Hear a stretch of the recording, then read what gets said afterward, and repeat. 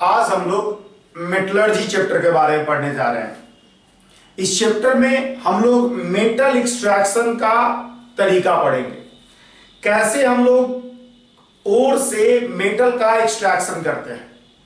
आप अपने सराउंडिंग में बहुत सारे मेटल को ऑब्जर्व करते हो, यूज करते हो। वो सभी मेटल उसी स्टेट में नेचर में नहीं पाया जाता है, बल्कि अलग अलग कंपाउंड के रूप में पाया जाता है।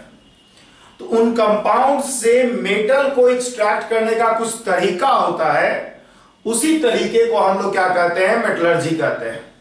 तो मेटलर्जी का सिंपल डिफिनीशन है कि the process of extraction of metal from its ore से मेटल के एक्सट्रैक्शन का जो प्रोसेस होगा वो क्या कहलाता है? मेटलर्जी कहलाता है। अब सवाल है ओर क्या है? ओर का हिंदी होता है अयस्क। ओर एक ऐसा मिनरल है जिससे मेटल एक्सट्रैक्शन इकोनॉमिकल होगा। अगर आप ओर से एक्सट्रैक्शन करते हो मेटल का तो इकोनॉमिकल होगा, आपको खर्च कम होगा। खर्च कम होगा, जो बनेगा मेटल उसका वैल्यू ज्यादा होगा।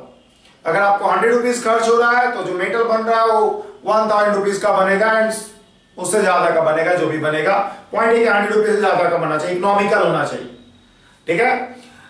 खनिज जो है, मिनरल जो है, हर जगह अर्थ क्रस्ट में कुछ ना कुछ मिनरल है, लेकिन हर जगह के मिनरल से हम लोग मेटल एक्सट्रैक्शन नहीं कर सकते हैं, बिकॉज इकोनॉमिकल नहीं होगा। ठीक है। तो हम लोग वहीं से मेटल एक्सट्रैक्शन करते हैं, उसी खनिज से मेटल एक्सट्रैक्शन करते हैं जिससे मेटल एक्सट्रैक्शन इकोनॉमिकल हो, और ऐसे ही मिनरल को हम लोग क्या कहते हैं? ओर कहते हैं। इसका सीधा मतलब है कि सारा का सारा जो ओर होगा, ऑल ओर आर मिनरल, सारा ओर मिनरल ही होगा, क्योंकि मिनरल का एक स्पेशल टाइप है, लेकिन हर मिनरल ओर नहीं होगा, रिवर्स ट्रू नहीं है। तो बेसिकली हम लोग 2 पॉइंट अभी जाने कि मेटलर्जी का डिफिनीशन है the process of extraction of metal from its ore is called metallurgy, and ore are those minerals from which metal extraction are economical. Metal extraction is economical. और इसलिए all ores are mineral, but all minerals are not ore. ठीक है। इस चीज को हम लोग लिख लेते हैं अभी। The process of extraction of metal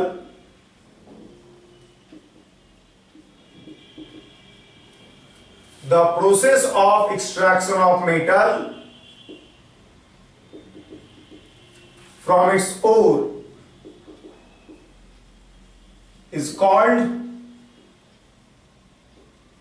metallurgy. The process of extraction of metal from its ore is called metallurgy. Ores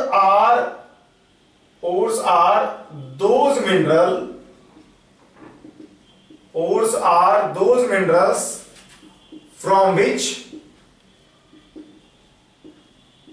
metal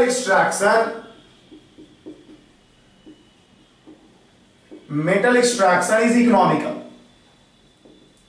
जिससे कि मेटल एक्सट्रैक्शन क्या होगा? इकोनॉमिकल होगा। Hence all ores are minerals. All ores are minerals, but all minerals are not ore. Not ores. ठीक है। सारा mineral ओर नहीं होगा, जबकि हर ओर क्या होगा? मिनरल होगा। अब देखिए, जो प्रोसेस ऑफ मेटलर्जी होता है वो अलग अलग मेटल के लिए अलग अलग होगा। ये कॉमन सेंस की बात है कि अलग अलग मेटल को उसके ओर से एक्सट्रैक्ट करने का तरीका अलग अलग होगा। As well as same metal का एक्सट्रैक्शन अलग अलग टाइप ऑफ ओर से अलग अलग होगा। आपको अगर एल्युमिनियम एक्सट्रैक्ट करना है, गोल्ड एक्सट्रैक्ट करना है, लेड एक्सट्रैक्ट करना है, कॉपर एक्सट्रैक्ट करना, आयरन एक्सट्रैक्ट करना है, तो अलग अलग तरीका होगा सबका एक्सट्रैक्शन का। इवन अगर आपको एल्युमिनियम एक्सट्रैक्ट करना है लेकिन ऑक्साइड ओर से करना है, फ्लोराइड ओर से करना है, क्लोराइड ओर से करना है, तो आपका तरीका डिफर करेगा। तो प्रोसेस ऑफ मेटलर्जी मेटल पे डिपेंड करता है एज वेल एज ओर पे डिपेंड करता है, ओर के टाइप पे डिपेंड करता है। ठीक है, the process of metallurgy, the process of metallurgy depends on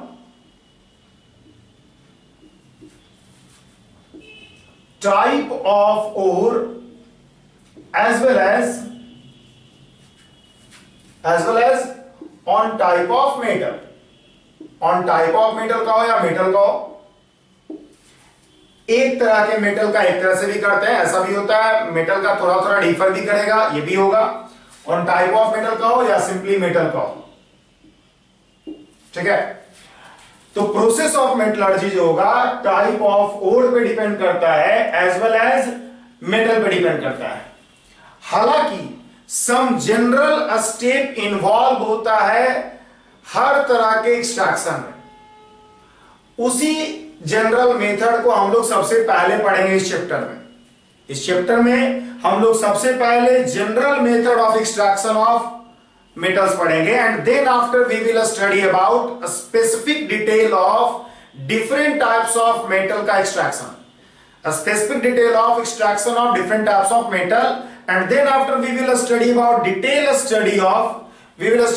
details of extraction of iron, aluminium, copper and zinc। ये चारों हमारे सिलेबस में है, इसलिए इन चारों को हम लोग डिटेल में पढ़ेंगे।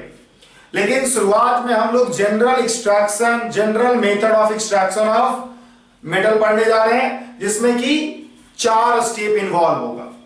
ठीक है, तो however for all type of ore and metal some general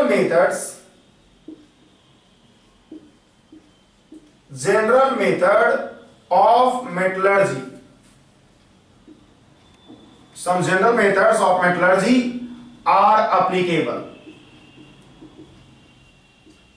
some general method of metallurgy are applicable which we have to study first,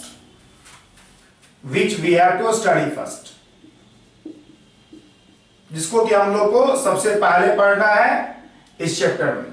ठीक है, मैं ये कह रहा हूं कि जो प्रोसेस ऑफ मेटलर्जी है अलग अलग मेटल के लिए अलग अलग होगा।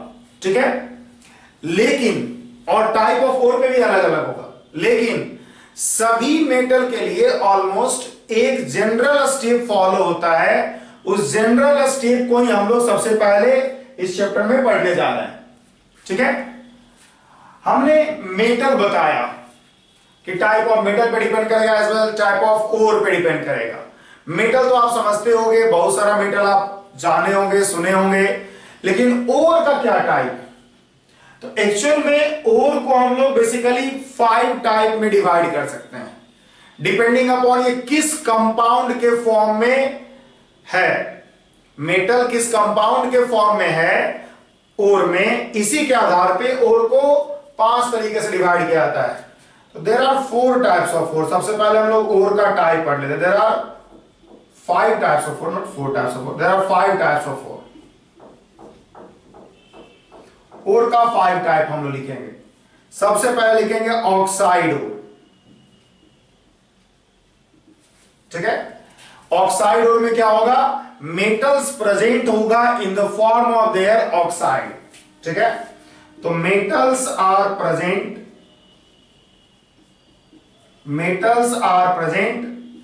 in the form of their oxide।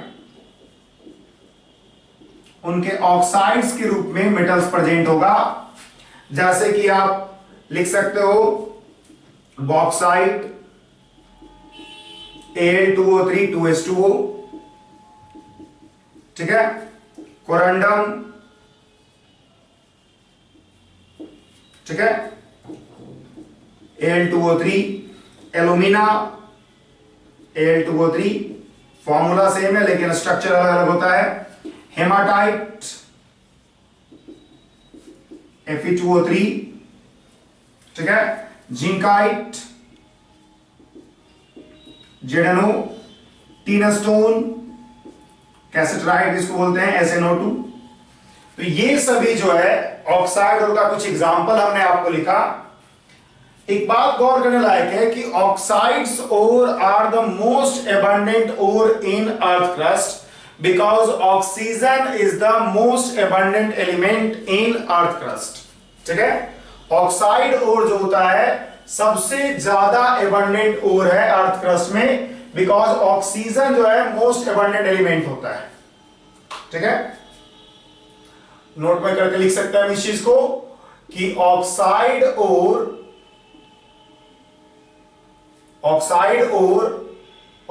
Ores are most abundant ore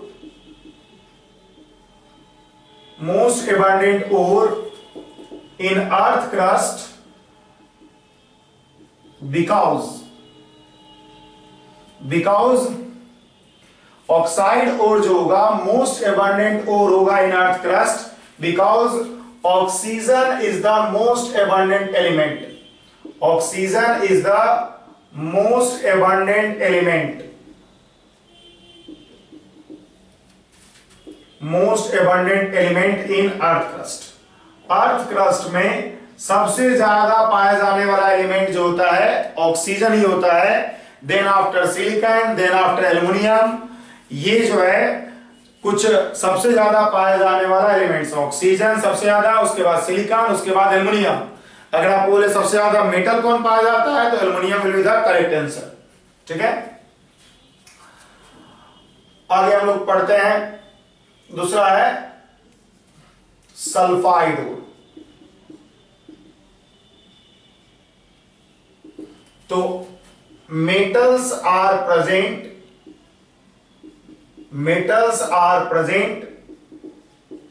in the form of their sulfide। Definition आप तुरंत समझ सकते हो बिकॉज डिफिनीशन कुछ है ही नहीं। जो फॉर्म में मेटल प्रेजेंट होगा और में वही और का नाम है। जैसे फॉर एग्जांपल में इसमें अगर लिखना चाहोगे आप तो ZnS जिसको कि हम लोग बोलते हैं जिंक ब्लेंड। ठीक है, PbS जिसको कि हम लोग बोलते हैं गैलेना। ठीक है, तो ये सब जो है कुछ सल्फाइड हो रहा है। Cu2S, copper glance.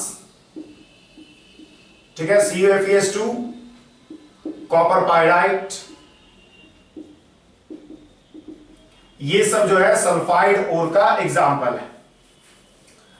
अब देखिए हम लोग अगला और पढ़ेंगे हेलाइड ओर, जिसमें कि हेलाइड्स के फॉर्म में क्लोराइड, फ्लोराइड, ब्रोमाइड, आयोडाइड के फॉर्म में पाया जाएगा halides ore.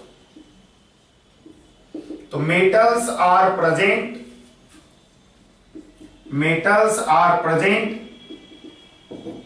in the form of their halides। metals are present in the form of their halides। जैसे कि एग्जांपल में अगर आप लिखोगे तो KCl MgCl2 6H2O जिसको कि हम लोग बोलते हैं कार्नालाइट। ठीक है, AgCl जिसको कि हम लोग बोलते हैं हॉर्न सिल्वर। ठीक है, अगर हम बात करें, ठीक है, और भी बहुत सारा और हो सकता है Na3LF6 जिसको हम लोग बोलते हैं क्रायोलाइट। ठीक है, अगर हम CaF2 बात करें तो फ्लोरोस्पार। तो ये सब जो है हेलाइड्स ओर का एग्जाम्पल है। अगला और है जिसमें कि मेटल जो होता है प्रेजेंट होता है इन the form of oxygen ion, जैसे कि कार्बोनेट, नाइट्रेट, सल्फेट। और इन सबको हम एक साथ लिख रहे हैं। ठीक है, कार्बोनेट, सल्फेट, फास्फेट, नाइट्रेट। और ठीक है, आप समझ ही रहो कि मेटल जो होगा करस्पॉन्डिंग कंपाउंड में होगा। कार्बोनेट में होगा तो कार्बोनेट और, सल्फेट में होगा सल्फेट और, फास्फेट में होगा फास्फेट और, नाइट्रेट में होगा तो नाइट्रेट और। एग्जांपल हम सिंपल लिखेंगे CaCO3 MgCO3, इसको बोलते हैं हम लोग डोलोमाइट।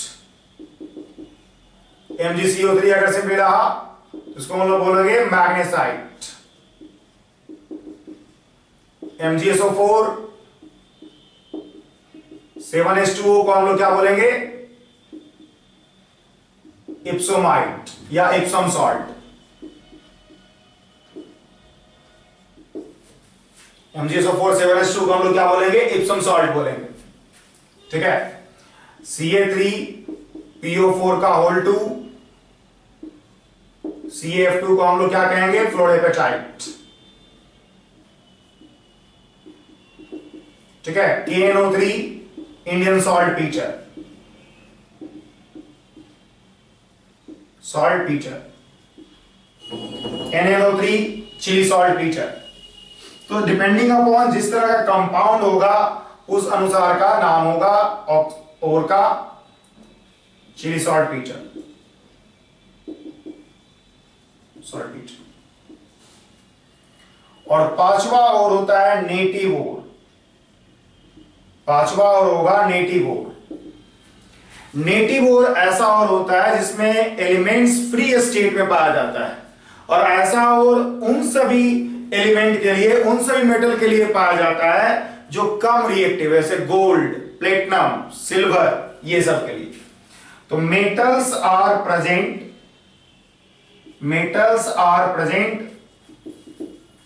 इन अनकंबाइंड स्टेट।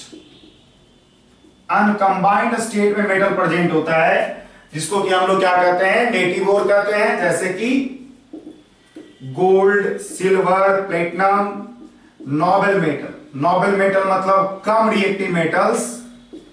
कम रिएक्टिव मेटल जो होगा वो नेटिव ओर के रूप में पाया जाता है। ठीक है। तो यही 5 तरह का क्लासिफिकेशन है ओर के लिए, जिसके बारे में हम लोग को डिटेल में बारी बारी से अलग अलग तरह के ओर के लिए अलग अलग मेथड इन्वॉल्व होगा, जो कि हम लोग को अलग अलग पढ़ना है। लेकिन शुरुआत में, जैसा कि हमने पहले कहा, शुरुआत में हम लोग जनरल मेथड ऑफ एक्सट्रैक्शन पढ़ेंगे, जनरल मेथड ऑफ मेटलर्जी पढ़ेंगे, जिसमें कॉमन प्रोसेस इन्वॉल्व होता है। ठीक है। तो हम लोग अब सबसे पहले पढ़ने जा रहे हैं general method of extraction of metal या जनरल मेथड ऑफ मेटलर्जी। ठीक है। तो हम लोग पढ़ने जा रहे हैं general method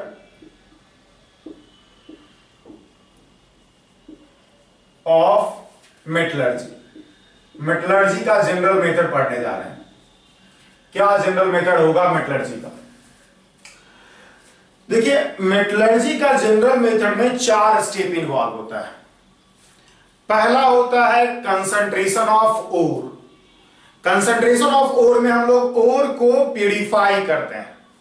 concentration of ore में हम लोग ओर को प्यूरिफाई करते हैं। उसमें जो अनवांटेड मटेरियल है, जैसे कि सॉइल, जैसे कि सैंड, जैसे कि और भी अनवांटेड मटेरियल, अलग अलग कंपाउंड भी, उसको हम लोग सेपरेट करते हैं, जिसको कि हम लोग बोलते हैं कंसंट्रेशन ऑफ ओर। दूसरा स्टेप होता है रोस्टिंग और calcination of concentrated ore. Concentrated ore को, जिसमें कि आपने अनवांटेड मटेरियल को हटा दिया, उसके बाद उस ओर को, कंसंट्रेटेड ओर को हम लोग को रोस्टिंग या कैल्सिनेशन करना होता है। एंड देन आफ्टर रोस्टिंग और कैल्सिनेशन के बाद हम लोग स्मेल्टिंग ऑफ ओर करते हैं। ओर का फिर स्मेल्टिंग करते हैं रोस्टेड और कैल्सिनेशन के बाद। एंड देन आफ्टर स्मेल्टिंग के बाद हम लोग को इम्प्योर मेटल मिल जाता है, जिससे कि हम लोग फिर फर्दर क्या करते हैं? रिफाइनिंग ऑफ मेटल करते हैं। ठीक है। तो इट इन्वॉल्व्स 4 स्टेप्स। ये जो है 4 स्टेप्स इन्वॉल्व करता है। सबसे पहला स्टेप है general method of metallurgy, 4 step involve करता है। सबसे पहला है कंसंट्रेशन ऑफ ओर। ओर का कंसंट्रेशन। ठीक है। ओर का प्यूरिफिकेशन। कहने का मतलब ये प्यूरिफिकेशन ऑफ ओर से रिलेटेड है। इसमें हम लोग ओर का प्यूरिफिकेशन करेंगे। दूसरा होता है रोस्टिंग और कैल्सिनेशन। रोस्टिंग और कैल्सिनेशन जिसमें कि हम लोग मेटल ओर से क्या करते हैं, मेटल ऑक्साइड प्राप्त कर लेते हैं। मेटल ओर से हम लोग मेटल ऑक्साइड प्राप्त कर लेते हैं। इन दोनों का काम यही है कि मेटल ओर से आप क्या करोगे, मेटल ऑक्साइड प्राप्त कर लोगे। तीसरा होता है स्मेल्टिंग। और स्मेल्टिंग में हम लोग क्या करते हैं, मेटल ऑक्साइड को हम लोग मेटल में कन्वर्ट कर लेते हैं। और चौथा होता है रिफाइनिंग ऑफ मेटल, जिसमें हम लोग क्या करते हैं, जो इम्प्योर मेटल है, इम्प्योर मेटल है, उसको हम लोग क्या करते हैं, प्योर मेटल में कन्वर्ट कर लेते हैं। ठीक है, तो यही 4 स्टेप इन्वॉल्व होता है जनरल प्रोसेस ऑफ मेटलर्जी में। हालांकि बहुत सारा ऐसा मेटल्स है जिसके लिए ये सब स्टेप ना करके इसमें से कुछ स्टेप करोगे और उसके बाद आपका प्रोसीजर चेंज कर जाएगा। उन सभी चीजों को हम लोग आगे जाकर के पढ़ेंगे डिटेल में, लेकिन फिलहाल हम लोग सबसे पहले इन चारों प्रोसेस को, इन चारों स्टेप को डिटेल में स्टडी करने जा रहे हैं। ठीक है, तो सबसे पहले हम लोग पढ़ेंगे कंसंट्रेशन ऑफ ओर। ओर का कंसंट्रेशन क्या मतलब है, ओर के कंसंट्रेशन का मतलब क्या होता है, कैसे कैसे करेंगे। तो हम लोग सबसे पहला पढ़ने जा रहे हैं कंसंट्रेशन ऑफ ओर। ओर का कंसंट्रेशन, ओर का कंसंट्रेशन ओर के टाइप पे डिपेंड करता है। एक्चुअल में कंसंट्रेशन ऑफ ओर में हम लोग अनवांटेड मटेरियल को हटाते हैं, जिसके कारण जो डिजायर्ड मटेरियल है, जिस मेटल का आपको एक्सट्रैक्शन करना है, उस मेटल के कंपाउंड का परसेंटेज बढ़ जाता है। मतलब अनवांटेड मटेरियल को हटा करके अनवांटेड मटेरियल को ही हम लोग कंबाइनली कहते हैं गैंग, और जो इंप्योरिटीज प्रेजेंट होगा उसी को हम लोग गैंग और मैट्रिक्स कहते हैं। ठीक है, जो अनवांटेड मटेरियल होगा ओर में प्रेजेंट उसी को हम लोग गैंग और मैट्रिक्स कहते हैं। उसको हटाने का जो प्रोसेस होगा ओर से, उसी को हम लोग कंसंट्रेशन ऑफ ओर कहते हैं। और कंसंट्रेशन ऑफ ओर करने से जो डिजायर्ड मटेरियल होगा, जिस मटेरियल से आपको मेटल का एक्सट्रैक्शन करना है, उसका परसेंटेज बढ़ जाएगा और और प्रोसेस ऑफ कंसंट्रेशन डिपेंड्स करता है ओर के टाइप पे। अगर ऑक्साइड ओर है तो अलग तरीके से होगा, सल्फाइड ओर है तो अलग तरीके से होगा, अगर कोई स्पेशल टाइप ऑफ ओर है, एल्युमिनियम का ओर है, तो उसके लिए हम लोग को लीचिंग करना पड़ता है। अगर हमको मैग्नेटिक नेचर का ओर है तो उसके लिए हम लोग को मैग्नेटिक सेपरेशन प्रोसेस करना होता है। तो depending upon type of ore, concentration of जो ओर का प्रोसेस है वो डिफर करता है। ठीक है, तो इस प्रोसेस में, इस स्टेप में क्या करते हैं, this step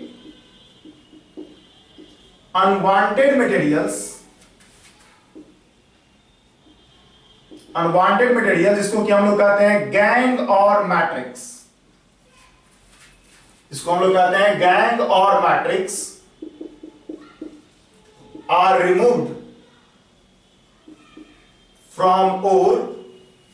in this step unwanted materials जैसे कि गैंग और मैट्रिक्स है, आर रिमूव्ड फ्रॉम ओर। ठीक है, and hence percentage of desired material is increased. Percentage of desired material is increased, desired material का परसेंटेज बढ़ जाएगा। अब जो प्रोसेस ऑफ कंसंट्रेशन है ओर के टाइप पे डिपेंड करता है, इस तरह से।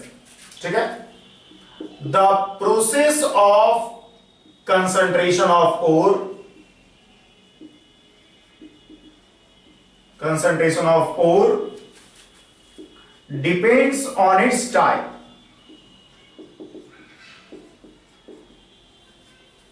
जैसे कि सबसे पहला है हम लोग ग्रेविटी सेपरेशन प्रोसेस कहेंगे।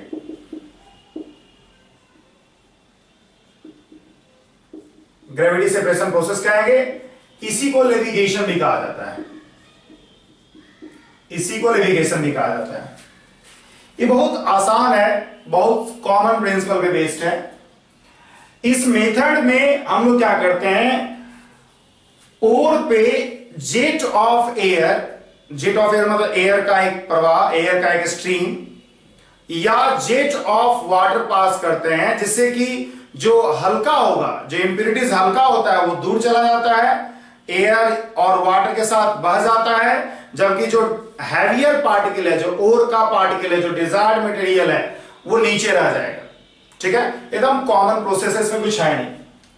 ऑब्वियस सी बात है, ऐसा प्रोसेस हम तभी अप्लाई करेंगे जब इंप्योरिटीज और जो ओर है उसके बीच के मास में डिफरेंस हो, उसका डेंसिटी में डिफरेंस हो, जो कि ऑक्साइड ओर और कार्बोनेट ओर में होता है।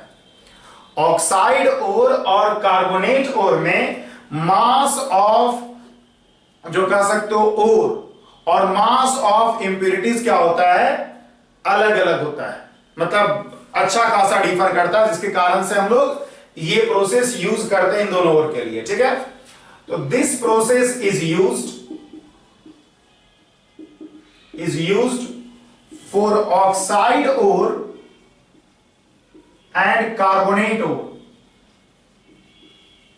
This process is used for oxide ore and carbonate ore where difference in mass between ore particle and impurities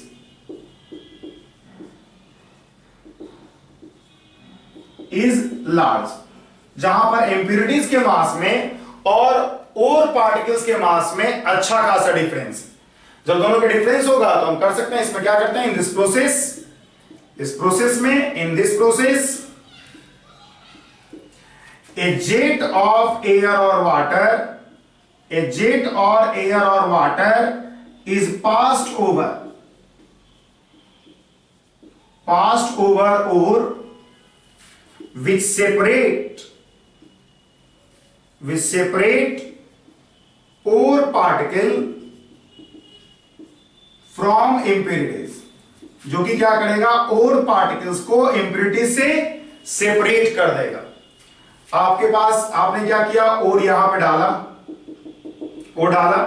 यहां से आपने क्या किया, जेट ऑफ एयर और वाटर पास किया, यहां पर से आपने जेट ऑफ एयर और वाटर पास किया।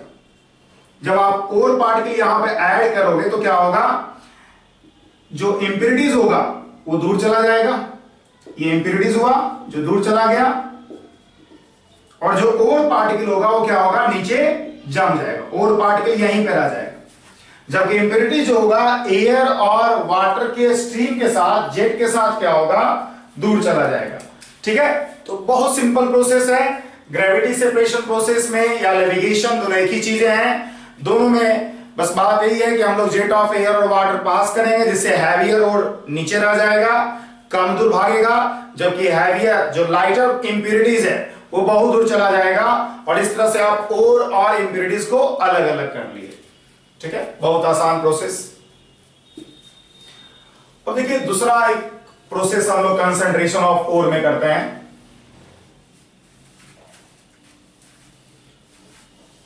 दूसरा एक प्रोसेस होता है मैग्नेटिक सेपरेशन प्रोसेस।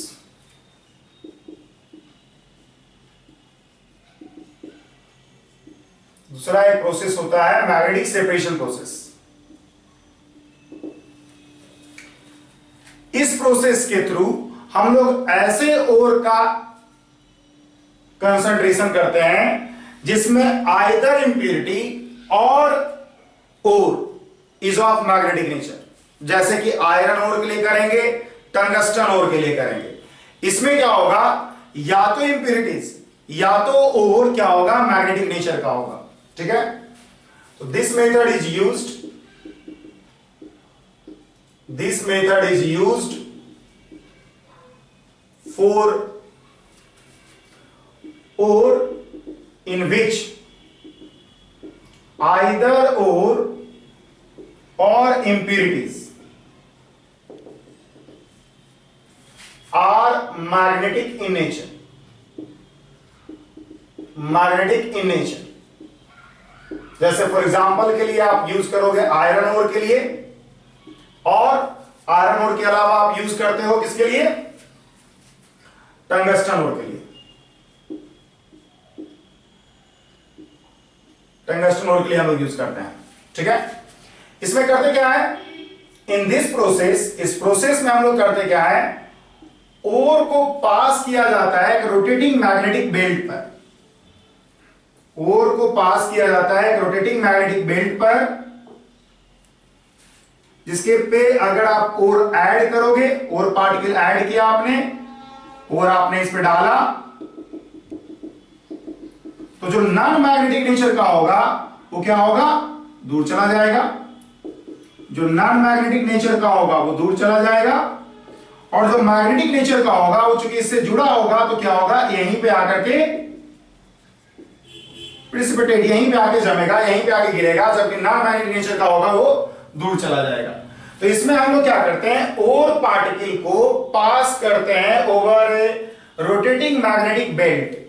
ठीक है, in this process ore is passed over a rotating magnetic belt,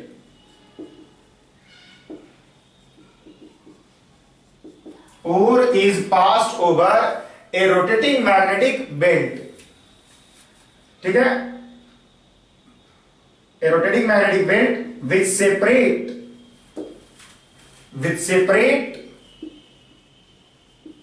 magnetic and non-magnetic particles,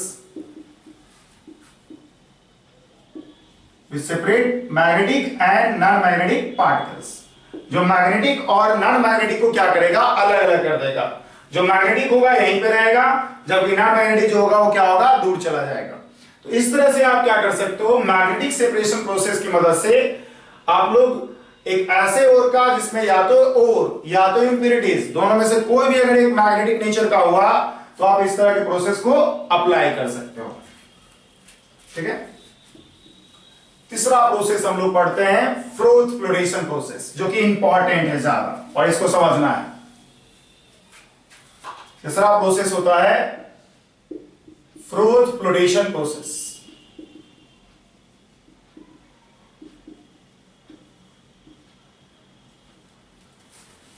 इस मेथड का यूज सल्फाइड ओर के लिए किया जाता है। इस मेथड का यूज सल्फाइड ओर के लिए किया जाता है। Through this method, so this method sulfide ore is extracted, sulfide ore is purified not extracted। ठीक है, इस मेथड में करते क्या है, इस मेथड में हम लोग क्या करते हैं, वाटर और टर्पेंटाइन ऑयल का एक मिक्सचर लेते हैं। वाटर और टर्पेंटाइन ऑयल का, इसमें वाटर है प्लस टर्पेंटाइन ऑयल है, एक मिक्सचर लेते हैं विथ स्टेबलाइजर। देखिए, स्टेबलाइजर का काम है कि इस मिक्सचर को स्टेबलाइज करना। वाटर में टर्पेंटाइन ऑयल सोलुबल नहीं होगा, तो वाटर में जब टर्पेंटाइन ऑयल सोलुबल नहीं होगा तो उसके लिए अगर आपको सोलुबल बनाना है वाटर ऑयल को, आप कोलाइडल सॉल्यूशन अगर आप जानते हो तो पता होगा कि ये किस तरह का है, एक इमल्सन है। इमल्सन को हम लोग स्टेबलाइज करने के लिए स्टेबलाइजर ऐड करते हैं, KOH वगैरह इसमें ऐड किया जाता है। ठीक है, स्टेबलाइजर के रूप में KOH वगैरह इसमें ऐड किया जाता है, जो कि क्या करता है, जो इमिसिबल लिक्विड है उसको मिसिबल बनाता है, मिला देगा। इसमें हम क्या करते हैं, ओर पार्टिकल को डालते हैं, ओर को इसमें डाल दिया एक तरफ से, और एक तरफ से क्या किया जाता है, ब्लो पाइप के थ्रू, ब्लो पाइप के थ्रू क्या किया जाएगा, ब्लो पाइप मतलब एयर पास किया जा गया, और क्या, ब्लो पाइप एक रखा हमने जिससे कि एयर पास किया गया, और एयर पास करके इस मीडियम में फ्रोथ प्रोड्यूस किया गया। फ्रोथ मतलब झाग, लेकर झाग प्रोड्यूस किया गया। टर्पेंटाइन ऑयल का काम था झाग प्रोड्यूस करना। आप टर्पेंटाइन ऑयल की जगह डिटर्जेंट वगैरह भी ले सकते हो यहां पे। ठीक है, टर्पेंटाइन ऑयल की जगह हम लोग डिटर्जेंट भी यूज कर सकते हैं। अल्टीमेटली टर्पेंटाइन ऑयल का काम क्या था, झाग प्रोड्यूस करना। ठीक है, झाग प्रोड्यूस हुआ। सल्फाइड ओर जो होगा वो लेस सॉल्युबल होता है वाटर में। सल्फाइड ओर जो होगा वो लेस सॉल्युबल होता है वाटर में, बिकॉज वो कोवलेंट नेचर रखता है, मतलब सिग्निफिकेंट कोवलेंट नेचर रखता है। अगर हम कोई सल्फाइड ओर की बात करें स्टूडेंट्स, हम पूछे कि बताइए आयनिक है कि कोवलेंट है, तो आपका आंसर होगा आयनिक। लेकिन हम बता दें कि ये पार्सली आयनिक पार्सली कोवलेंट है, मतलब कोवलेंट नेचर अच्छा खासा है इसमें। आयनिक है, हम ये नहीं करें कि आयनिक नहीं है, लेकिन कोवलेंट नेचर सिग्निफिकेंट है। और कोवलेंट नेचर होने के कारण सल्फाइड ओर जो होगा, यहां पर सल्फाइड ओर जो आपने इसमें डाला हुआ है वो क्या होगा, वाटर रिपेलेंट होने के कारण झाग में चल जाएगा। ZnS सल्फाइड सल्फाइड यहां पे चला जाएगा। सल्फाइड ओर, हम सल्फर नहीं बोल रहे हैं, सल्फाइड ओर बोल रहे हैं। सल्फाइड ओर यहां पे चला जाएगा। ZnS लिखना चाहिए मुझे, जगह आपको हमने कम लिखा, इसलिए हम समझा रहे हैं सारी चीजों को अभी फिलहाल। तो सल्फाइड और वाटर रिपेलेंट होने के कारण, कोवलेंट नेचर होने के कारण झाग में चला जाएगा, और जो इंप्यूरिटीज होगा वो क्या होगा, सेटल डाउन कर जाएगा। ये इंप्यूरिटीज होता है वो सेटल डाउन कर जाता है। और झाग को आप, फ्रोथ को आप क्या करोगे, किसी तरीके से आप आराम से पैडल लेकर क्या डालोगे, और इस तरह से आप सल्फाइड ओर को अलग कर लिए फ्रॉम इंप्यूरिटीज। यही फ्रोथ प्रोडेशन प्रोसेस है, ठीक है। तो इस प्रोसेस में क्या कहता है, in this process sulfide ore is kept in water plus turpentine oil mixture। Water plus turpentine oil mixture. बात याद रखिएगा, ये पूछा जा सकता है कि स्टेबलाइजर जो KOH डाला गया उसका काम क्या है। KOH का काम है वाटर प्लस टर्पेंटाइन ऑयल को मिला के रखना, ठीक है, क्योंकि दोनों आपस में मिसबल बहुत कम होगा। In this process sulphide ore is kept in water plus turpentine oil mixture, ठीक है, ठीक है। Air is passed through a blow pipe in the mixture. Air is passed through a blow pipe in the mixture which create froth, which generate froth, जो कि क्या करेगा, froth produce करेगा। which generate froth, air को जब आप blow pipe से पास करोगे तो फ्रोथ प्रोड्यूस होगा, ठीक है। Sulfide ore are covalent in nature, and hence water repellent, so moves in froth, whereas insoluble impurities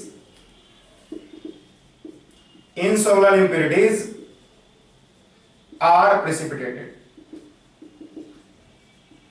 ठीक है। insoluble impurities क्या हो गया, प्रेसिपिटेट हो गया। Sulphide ore are extracted with froth के साथ आपने क्या किया, सल्फाइड ओर को अलग कर दिया। यही जो है फ्रोथ प्रोडेशन प्रोसेस है। फ्रोथ प्रोडेशन प्रोसेस यही है कि हम लोग क्या करते हैं, water plus turpentine oil, water plus detergent में हम लोग झाग प्रोड्यूस करते हैं, सल्फाइड और रख करके उसको जब हम स्टीर करेंगे अच्छे से, सल्फाइड और वाटर रिपेलेंट होगा, बिकॉज कोवलेंट नेचर का है, झाग में चला जाएगा, झाग में सोल्युबल हो जाएगा, और जो इंप्यूरिटीज होगा वो क्या होगा, सेटल डाउन कर जाएगा। इसमें एक चीज याद रखना है कि स्टेबलाइजर हम लोग एक ऐड करते हैं, नोट में करके लिख सकते हैं हम लोग कि वी ऐड, ठीक है, स्टेबलाइजर जिससे कि KOH वगैरह एग्जांपल के लिए, to make the solution of water and turpentine oil possible. Turpentine oil stable, possible क्या लिखें, स्टेबल लिखें, ठीक है। टर्पेंटाइन ऑयल और वाटर के मिक्सचर को स्टेबल रखने के लिए, मिक्सचर बन सके, स्टेबल करने का मतलब ये है कि मिसबल हो जाए, ठीक है। To make water and turpentine oil miscible, उसी का मतलब हुआ स्टेबल। उसी के लिए हम लोग क्या करते हैं, स्टेबलाइजर ऐड करते हैं इसमें, ठीक है, यही फ्रोथ फ्लोटेशन प्रोसेस है। अब देखिए फ्रोथ फ्लोटेशन प्रोसेस में कुछ एक्स्ट्रा चीजें आपको जानना है, जैसे कि फ्रोथ फ्लोटेशन प्रोसेस को ज्यादा इफेक्टिव बनाने के लिए हम लोग इसमें डिप्रेसेंट और एक्टिवेटर ऐड करते हैं। ठीक है, इसमें डिप्रेसेंट और एक्टिवेटर ऐड करते हैं, as well as collector use करते हैं। ठीक है, तो ये तीनों टर्म है क्या, स्टेबलाइजर तो आप समझ गए होंगे, डिप्रेसेंट, एक्टिवेटर, कलेक्टर, ये सब क्या है, ये सब हम लोग पढ़ते हैं। तो देखिए, to make froth flotation process more effective,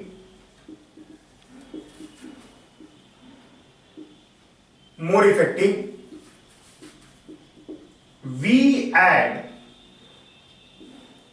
collectors, depressant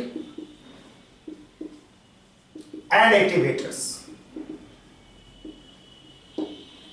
सबसे पहली बात है कलेक्टर क्या है, कलेक्टर्स क्या है। हमने आपको बताया कि फ्रोथ फ्लोटेशन प्रोसेस में सल्फाइड और फ्रोथ में चला जाता है बिकॉज ये कोवलेंट नेचर का है, वाटर रिपेलेंट। ठीक है, अब देखिए मान ले जेडेन है, तो जेडेन पे 2+ सल्फाइड, इस पे कुछ प्लस और कुछ तो माइनस है। अगर आप पूरा पूरा आयनिक लेके चलते हो तो +2 +-2 लिखते हो, लेकिन हम पूरा पूरा आयनिक लेके चलते हैं। लेकिन पोलर नेचर है इसको, मतलब has ionic nature, ionic nature to some extent, कुछ एक्सटेंट तक आयनिक नेचर है इसको।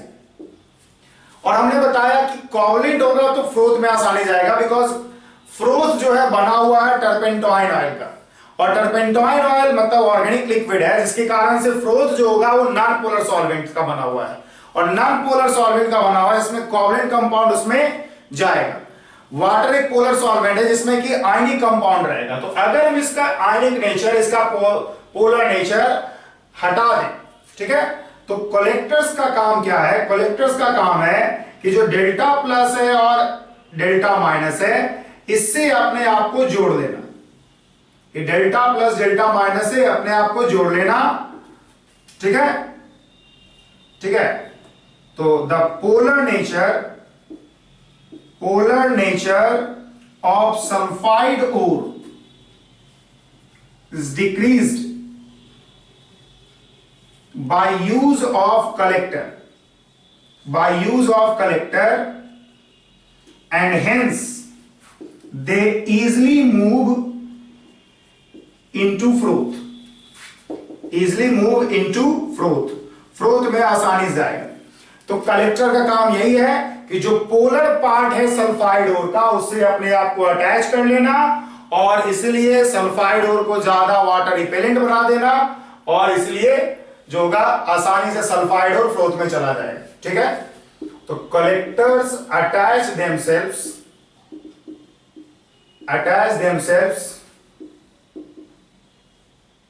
with polar part of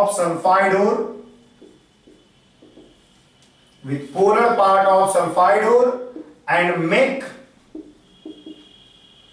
them more repulsive, more water repellent, and hence they easily move into froth। जब पोलर पार्ट से अपने आप को अटैच कर लेगा तब क्या होगा, आसानी से सल्फाइड ओर जो होगा फ्रोथ में जा पाए। तो कलेक्टर्स यही है। ठीक है, अब सवाल है डिप्रेसेंट और एक्टिवेटर क्या होता है। तो देखिए, डिप्रेसेंट और एक्टिवेटर यूज किया जाता है, depressant and activator are used, depressant और एक्टिवेटर को यूज हम लोग तब करते हैं जब हम लोग को एक मिक्सचर ऑफ सल्फाइड को एक्सट्रैक्ट करना हो, मिक्सचर ऑफ सल्फाइड को प्यूरिफाई करना हो, used in concentration of mixture of sulfide। जैसे देखिए क्या है, मतलब बता रहे हैं क्या तरीका है। जैसे फॉर एग्जांपल से आपको समझ में आएगा, जेडएनएस और पीबीएस का मिक्सचर लिया, इसका कंसंट्रेशन करना है। तो इस पे हम क्या करते हैं, सबसे पहले हम लोग केसीएन डाल देते हैं, और केसीएन क्या करता है, K2ZnCN का होल 4 ये बना लेता है और पीबीएस रहने देता है। तो ये हो गया कोवलेंट रह गया, और ये हो गया आयनिक, और इसीलिए क्या होगा, ये मूव इनटू फ्लोथ, ये फ्लोथ में मूव कर जाएगा और रिमेन इन सॉल्यूशन। जबकि आयनिक नेचर वाला क्या होगा, वाटर में रह जाएगा, वो फ्लोथ में मूव कर जाएगा, कोवलेंट हुआ तो, इसीलिए इसको कहेंगे हम लोग डिप्रेसेंट। ये क्या किया, एक कंपाउंड को, तुम्हारे पास 2 सल्फाइड और था, जेडएनएस और पीबीएस, जेडएनएस और पीबीएस में एक सल्फाइड और को डिप्रेस किया to move into froth, solution में ही रह गया, सॉल्यूशन से बाहर नहीं गया, फ्लोथ में नहीं गया, एंड देन आफ्टर ये तो डिप्रेशन ऐड किया आपने। अब अगर आपको जिंक को, जेडएनएस को भी निकालना है बाहर, जिंक को भी बाहर निकालना है, तब आप इसमें क्या करोगे, Na2SO4 ऐड कर दोगे, जो NaCN plus KCN plus ZnSO4 बना देगा। ये अब कोवलेंट नेचर का है, और ये सब जो हो गया आयनिक नेचर का हो गया, और आयनिक नेचर का हो गया तो रिमेन इन सॉल्यूशन, और जबकि ये क्या होगा, फ्लोथ में मूविंग फ्लोथ, तो फ्लोथ में आसानी चल जाएगा। तो देख सकते हो आप कि हमने इस तरीके से, इसको आप लोग कहोगे एक्टिवेटर, जो डिप्रेस्ड हो गया था, जो फ्लोथ में जाने के लिए डिप्रेस्ड हो गया था, केसीएन ने क्या किया, जेडएनएस को डिप्रेस किया टू मूव इनटू फ्लोथ, इसलिए इसको डिप्रेशन कहेंगे। जेडएनएसओ4 ने क्या किया, Na2SO4 ने क्या किया, Na2SO4 ने ZnSO4 बनाया, और इस तरह से जिंक को एक्टिवेट किया टू मूव इनटू फ्लोथ, और इसलिए इसको हम लोग एक्टिवेटर कहेंगे। ठीक है, तो अगर मिक्सचर ऑफ सल्फाइड का एक्सट्रैक्शन करना है तो हम लोग डिप्रेसेंट और एक्टिवेटर को ऐड करते हैं।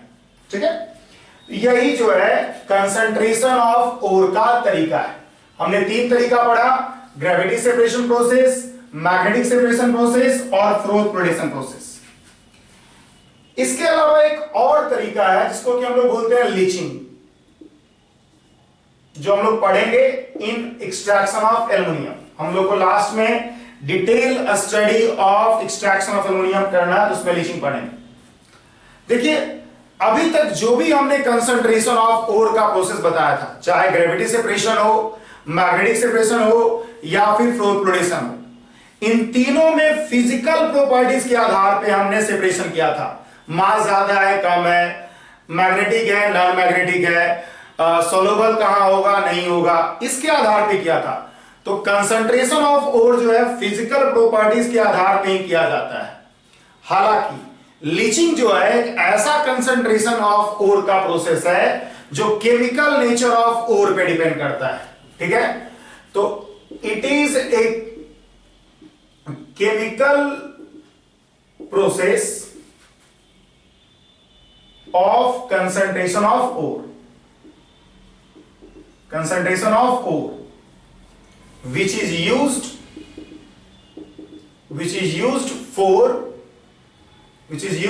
for extraction of aluminum from bauxite ore। Bauxite ore से एल्युमिनियम का एक्सट्रैक्शन करने में हम लोग लीचिंग यूज करते हैं, और एक केमिकल प्रोसेस है। कंसंट्रेशन ऑफ ओर का केमिकल प्रोसेस है लीचिंग। बाकी जो भी कंसंट्रेशन ऑफ ओर का प्रोसेस है वो सभी फिजिकल प्रोसेस होता है। सोलिबिलिटी, मास, मैग्नेटिक, नॉन मैग्नेटिक नेचर के आधार पे किया जाता है। ठीक है, तो इस तरह से हम लोग कंसंट्रेशन ऑफ ओर को फिनिश कर रहे हैं। अगले क्लास में हम लोग अगला part roasting, calcination, smelting, purification, ये सब पढ़ना शुरू करेंगे।